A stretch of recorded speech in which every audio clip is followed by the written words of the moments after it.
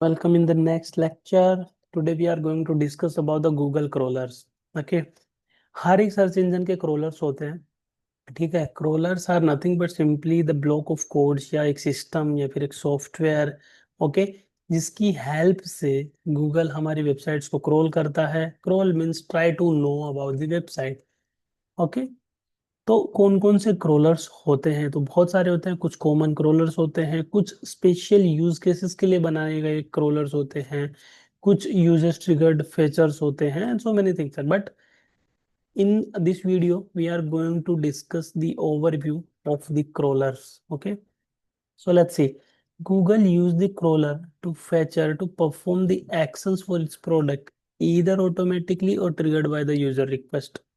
ठीक है. गूगल है वो क्रोलर्स या फीचर्स को अपने कोई भी एक्शन परफॉर्म करने के लिए यूज करता है. ठीक है. या तो वो ऑटोमेटिकली होते हैं या फिर यूजर के रिक्वेस्ट के बेसिस पे वो लोग परफॉर्म करते हैं.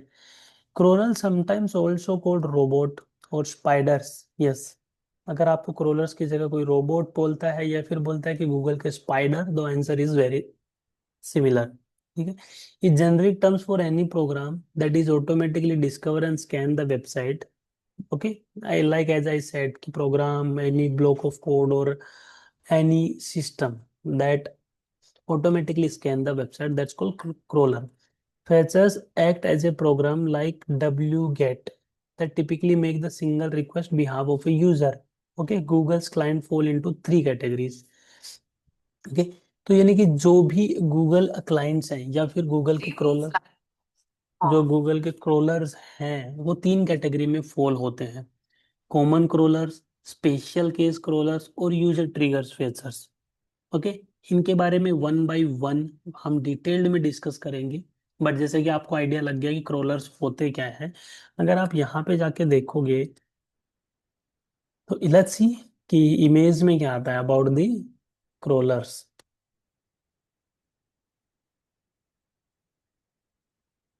Okay. Simply like as we have discussed कि जो भी प्रोग्राम्स होते हैं या जो भी बोट होते हैं गूगल के, ये इस तरह से होते हैं. क्रोलर्स होते हैं जो कि वेब पेजेस को क्रोल करेंगे, देन इंडेक्सिंग करने में हेल्प करेंगे.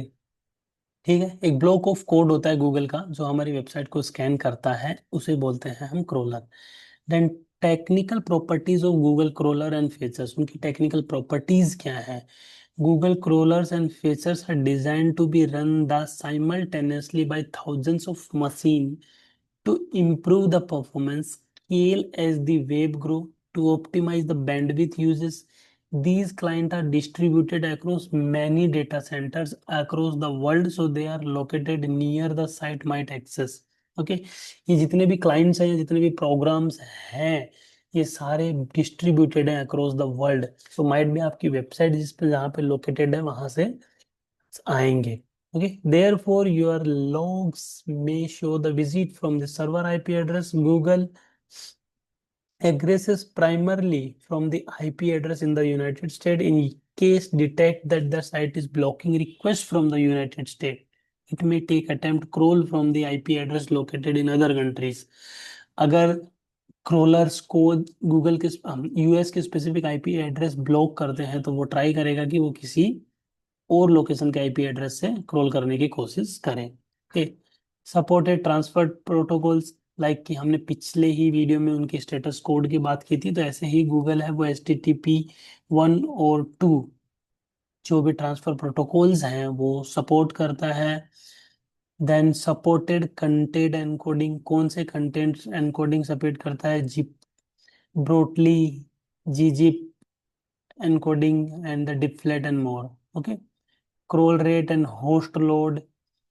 Our goal is to crawl as many as page from your site as we can on each end, so we can on each visit without overwhelming your server. Okay. वो try करते हैं कि maximum pages को crawl कर सके हमारे server को overwhelm किए बिना, यानी कि लोड दिए बना. ठीक है. Google scrolling infrastructure support the heuristic HTTP caching, define the HTTP caching standard specifically through the e tag. Okay. If both e tag and last modified response header field are present in HTTP response, Google crawler use the e tag. Value as a request by HTTP standard. ये थोड़ा technical है, आप dock detail में पढ़ सकते हैं और भी बहुत सारे रेफरेंसेस देख सकते हैं इन स्पेसिफिक टैग्स के लिए। Okay, so thank you so much for this lecture. In the next lecture, we will discuss about the common crawlers, कौन कौन से गूगल के कॉमन crawlers हैं, ओके, और उनका स्पेसिफिक पर्पस क्या है। Okay, thank you.